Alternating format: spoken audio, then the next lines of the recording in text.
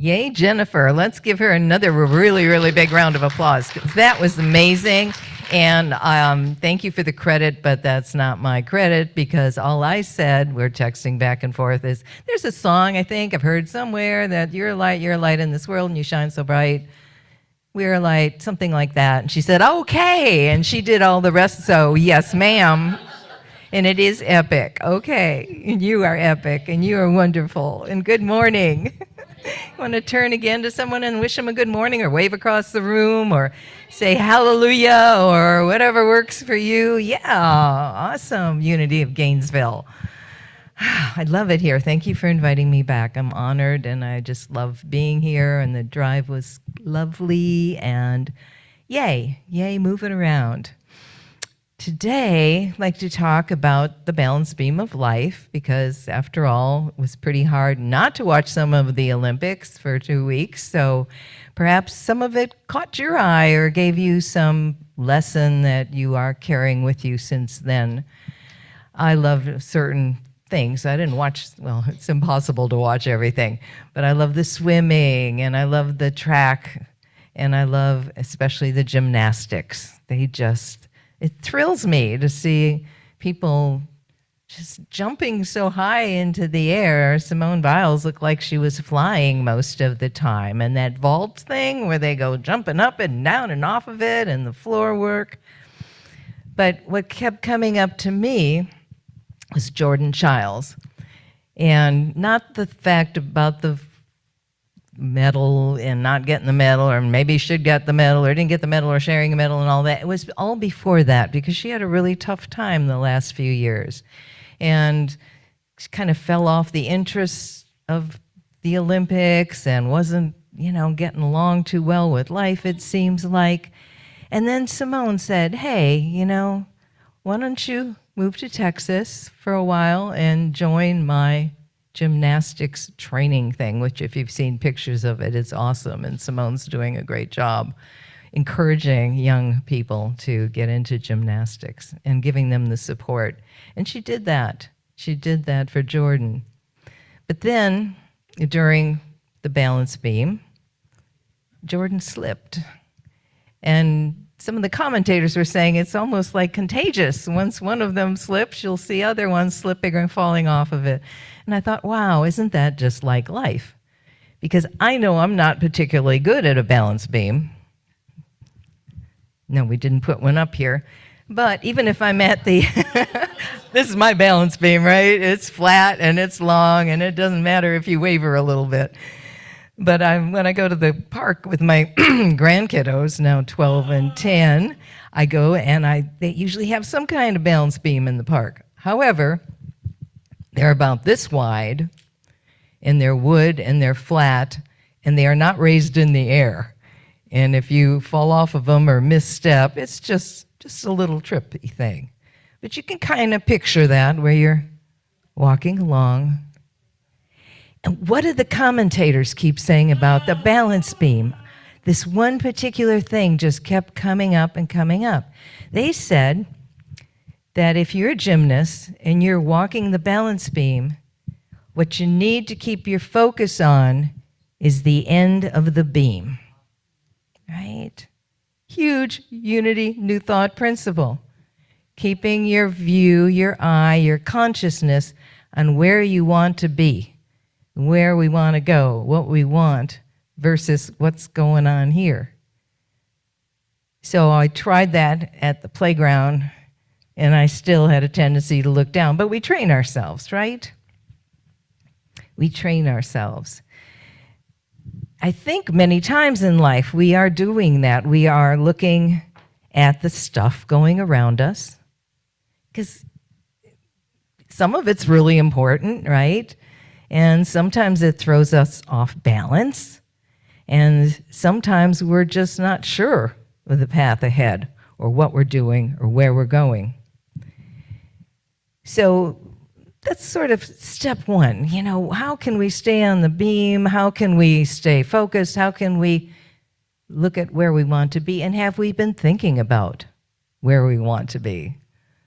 What we would like to accomplish? How we would like even this particular day to go?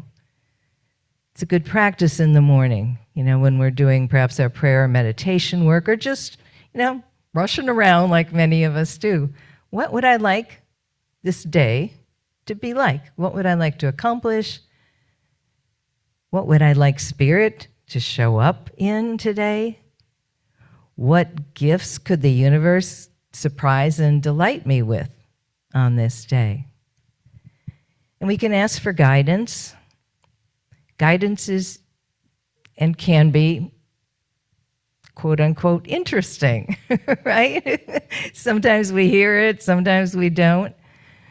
I was on my way to, I think it was Unity of Augusta a couple of weeks ago, and I asked for some guidance in the car while I was driving. It's about, 55 miles an hour, and I've been really big on composting for the last couple months. We have a area center run by the county in Athens where you can take your composting things very easily. It's very simple to do, and I'm like, oh my God, this is wonderful. I'll never have to throw away an orange peel again in the trash. I can take my apple cores and throw them out in the backyard because I have deer and they love them. And then the squirrels found out, because the squirrels will eat anything I put out there, or at least mess with it for a bit. So I was driving to Augusta, and I was eating a little apple, and I got down to the core, and I said, okay, what do I do now? Don't really want to leave it in the car all day. If I go somewhere, I can put it in a trash can, but I'm really wanting to compost. This was a whole long conversation while I was driving. Probably not the most important conversation I've had with myself in my whole life, but I wanted some guidance on what to do. And then it was kind of a quiet road for 55 miles an hour. There were a lot of trees on either side, and I thought, deer. There are probably deer in those trees somewhere, but I probably can't pull the car over and stop and roll down the window and throw that out, because then other cars would come. So what if, while I'm driving, roll down the window and have a really good aim and just look aside for a minute and take this apple core and throw it out the passenger window where it will land beautifully in some area where there's a deer? I said, okay, Spirit, give me some guidance, because I'm not sure if I should do that or want to do that, or if that's the best thing to do. And I didn't get an answer, so I figured, oh, that's okay then. All right. So the window was down, going about 50 miles an hour. I slowed down to probably about 40 and took that apple core, and I threw it out that window. The guidance came, because with the car going at that speed and the window down and the wind out there a little bit, it seemed as if that apple just hit the space that was open at that passenger side window and bounced off it and hit me in the jaw. I swear to God. I was like, thank you for that guidance, but you could have just told me not to throw it out the window, right?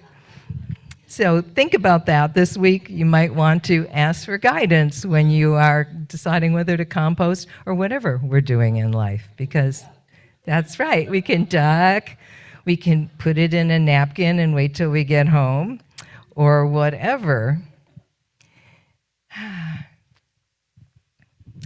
What other ways can we get guidance? And these are for times too when we feel like we've slipped off the balance beam of life, when we're worried about something, when things don't seem to be going the way we want them to go, when maybe we've watched even 5 minutes of the news or got in conversations that bring us into the quote unquote not so happy parts of life, or when we're just worried.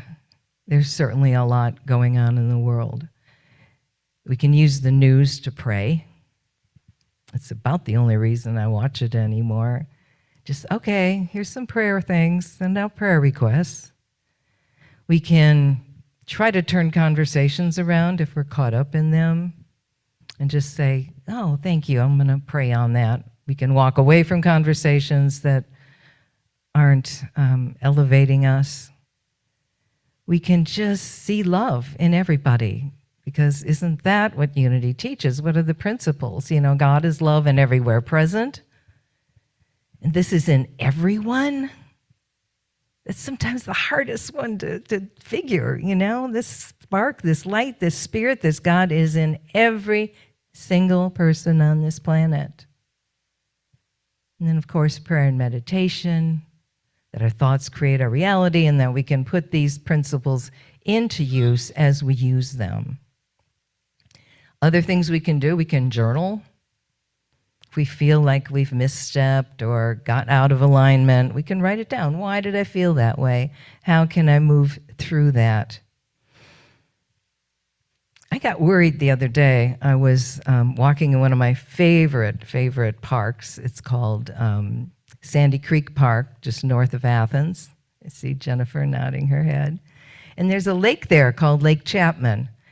And a person could walk all the way around it, but it's a big walk. So I usually do part of a walk, because I've had the teachings to be a little more careful where I'm stepping these days. We won't go into that. But there's a nice walk from the beach area to the boat dock area. In the boat dock area, I used to kayak off of there. People can bring in their trucks and their cars. They're not great big motorboats with oil and gas in them, but, kayaks and smaller things. And it's probably about 1.5 miles from the beach area to the boat docking area. So I walked over there. It was a beautiful day. And a gentleman, an older gentleman, no, he was about my age, so middle-aged gentleman, pulled up in his boat. And he had kind of a compartment on it. It looked a little different than the average canoe or kayak. It was a little bit bigger. And he pulled it up into the kind of the cementy area. It's a new word, cementy, where he could bring his car down and get it on. What happened when he got out of the boat, he went over to that container thing, and 2 of his dogs, he had 2 dogs, and they came out of that container area. One was a little black dog, They were so happy to get out of the boat. And the other one was like maybe a labradoodle or one of the doodles. There's lots of doodle dogs nowadays, it seems. That's probably the name of a song, maybe, Jennifer. Lots of doodle dogs. So the doodle dog was this really pretty creamish light color right to its belly area. And from the belly and below, it was kind of a mud color. So I knew it had been playing in the mud at some point that day. Anyway, they were so excited to get off that boat, and they were running in circles and going off in the grass to pee. And the gentleman was going up to his truck to get everything set up, and they didn't have any leashes on. And I thought, well, that's interesting, because you're really supposed to have a leash on your dogs. But, they just got out of the boat. So I started walking back toward the beach. And I was just kind of enough out of sight when I hear this noise and rustling and kind of excited noise. And these 2 dogs, and it's, the trail is a little bit wider than 2 people. These dogs came running from the parking lot truck area and ripping up this trail past me toward the beach. And I'm like, oh my God, they're all by themselves. They don't have leashes on. Did this guy not know that these dogs ran off? And Bronte, he must know the dogs ran off, because he had 2 dogs, okay? I said, I know, Spirit, but what's going to happen to these dogs? They should not be going. And then every ravine that I'm walking through, every little area, I'm thinking, oh, the dog could fall down there. I really was going off track myself, slipping off the balance beam. I was not in alignment. I was worried about those dogs. So I kept walking. They were out of sight because they were moving so quickly. And then I heard some barking, and I thought, oh, they're getting into trouble with some other dogs, or maybe, they're barking at a coyote or a squirrel, or most likely a squirrel, or a skunk. And why isn't this guy following them or calling them? More worries. And then I got almost to the beach, and I heard rustling again. And here came these 2 dogs, ripping and roaring and running back from the beach area, back to the boat landing. And I went, Oh my goodness, how did that happen? Has he come out here every day and trained them to go to just such a point, and there they had to turn around and come running back? That would be difficult with one dog, much less two. And they almost knocked me over running back. I was like, hi guys. I thought they'd come up and run up to me and let me pet them like they did when they got off the boat. They were ripping and roaring. I wanted to go back and ask the gentleman how that even happened and why he let them loose, and do they do this every time? But it was also getting ready time for the park to close. So I thought I'll just keep going on my way. And it came to me, I don't know how long it took, maybe a few hours, maybe the rest of the day. Guidance. And dogs have a much greater sense of smell than humans do. And they have a much keener sense of hearing than humans do. So what I'm assuming is that gentleman, the very young gentleman, had some kind of whistle. And even over a mile, he must have blown that whistle. And those dogs turned and so happily ran back to him. Could be. So that is that nudge from Spirit. Are we hearing guidance? It's always there. They heard it. What am I doing perhaps to block guidance? Am I thinking about my steps, my missteps? Am I waking up and asking for guidance every day? I don't know, but I keep trying. Are you asking for what you want? Are you asking the universe, this is what I'd like to see? This is what I'd like to see. It can be a personal thing in your life. It can be with your family or friends. It can be with your community. Why should we even get on the balance beam if it's so easy to fall off of it? I think because stepping in this world consciously, thinking about what we want, keeping our eyes way at the end instead of in the moment, even though fine to be in the moment in prayer and focus, but to dream lofty dreams. What is it that James Allen wrote so long ago in his book, which has been republished a zillion times since it went into the public domain? As a man thinketh, now as a woman thinketh, as a person thinketh, as a child thinketh, as this and that and other thinketh.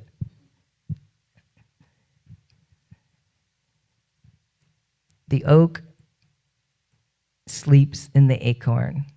The bird waits in the egg. And in the highest vision of the soul, a sleeping angel stirs. Dreams are the seedlings of reality. Dream lofty dreams. There's a couple lines in there I don't remember. As you dream, you will become. As you dream, we will become. As we dream, we will become.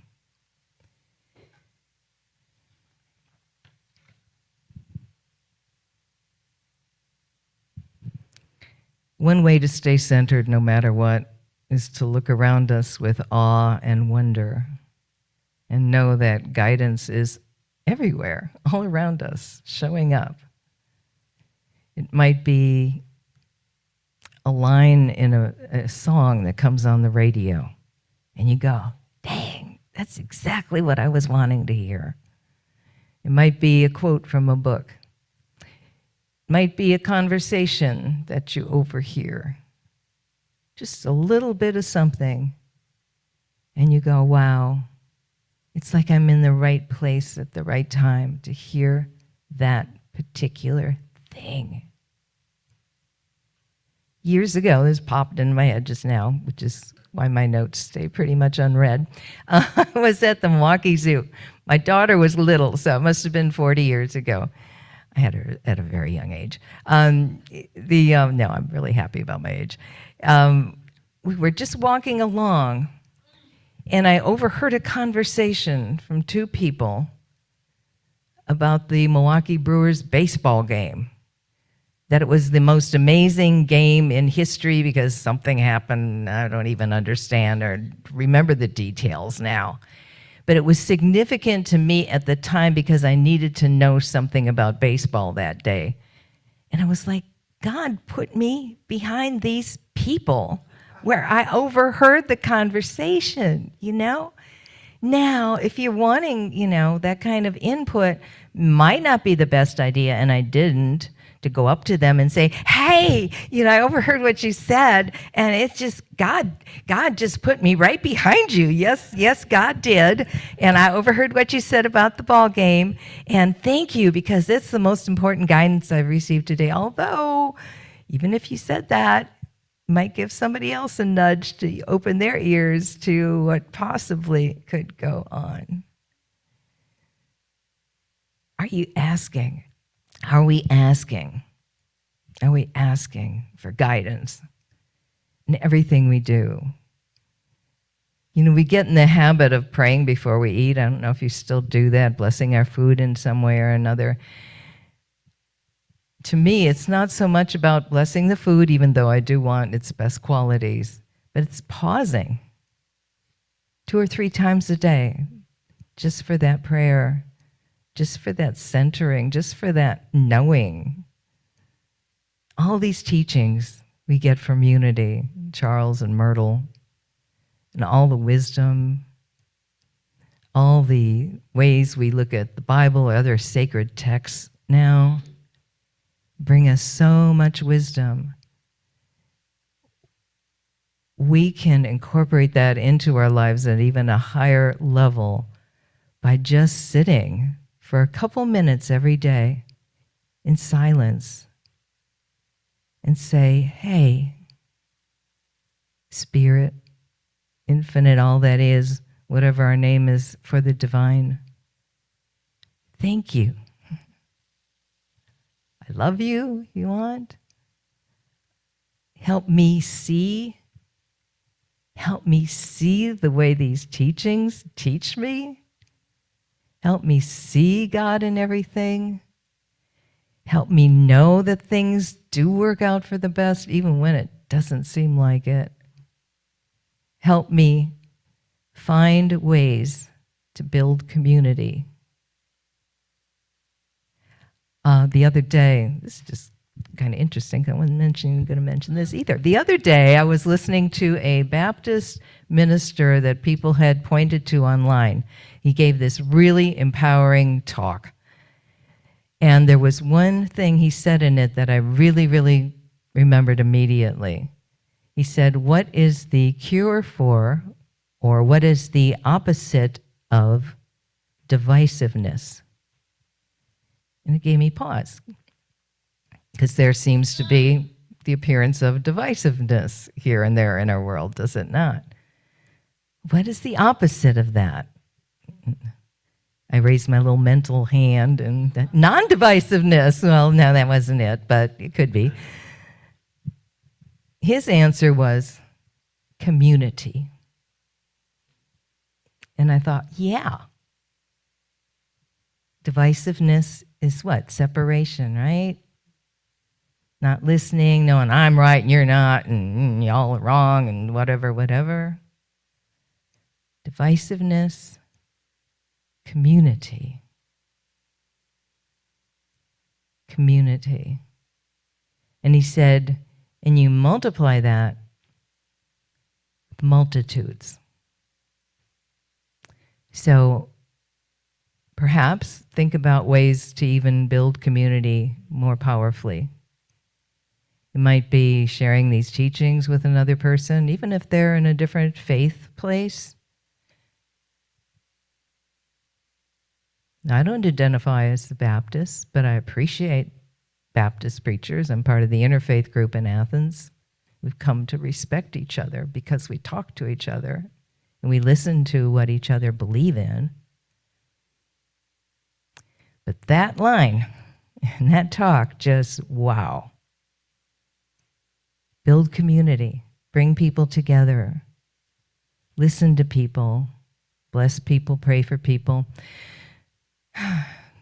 Stay on the balance beam as much as we can. And if we can't, it's okay. If we slip, if we fall, if we worry about things that I wasted my worries. If I had so many minutes to worry every day, I wasted them all that day walking around that lake because I was worried about every possible and impossible thing that could happen to those dogs. Oh my God, they're going to get up to the front gate and they lock that gate at exactly whatever it was, 8:30. And if he's not up there finding his dogs by then, the dogs are going to be in the park all night. That's why I'm walking. It's amazing. I didn't trip off the balance beam in the park. And, and what if someone, pulls the dogs into their car thinking they're lost dogs and taking them to the local shelter, and this guy's going to be really wondering about his dogs. And all he had to do, unbeknownst to me, is to blow that whistle or to make that sound, and everything turned out just fine. The dogs were fine, and I learned a really big lesson, staying on my own personal balance beam and not worrying so much. I don't know that I even sent a blessing to those dogs, which I could have done. Bless you guys, you're going to be fine. It's a ravine.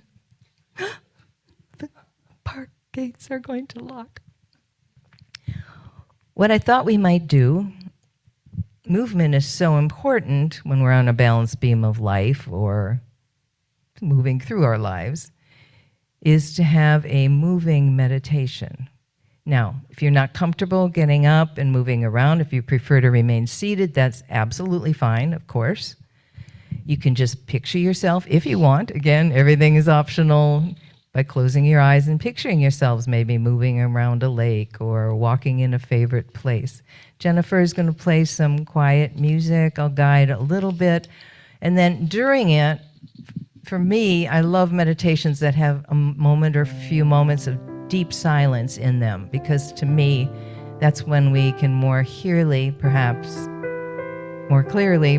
hear the voice of spirit, hear the guidance that's coming to us. And you can just walk around gently if you want. And we'll do that for maybe 4 or 5 minutes. And if you, like I said, you want to remain seated, that's fine also.